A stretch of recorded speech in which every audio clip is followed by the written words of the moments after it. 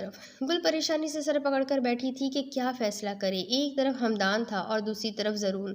یا اللہ، جو میرے حق میں بہتر ہو وہی فیصلہ میں کروں، میری مدد کر۔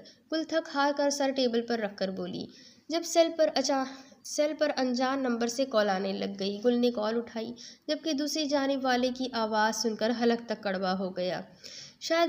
دوسری طرف شاہ وائٹ شرٹ اور بلیک پینٹ میں، کوہنی تک بازو فولڈ، جیل سے سیٹ کیے بلیک سلکی بال، ہاتھ میں مہنگی گھڑی، سفید رنگ، انابی ہونٹ، کشادہ پیشانی، تیار ہو کے نیچے آیا اور اینی کو آواز دی۔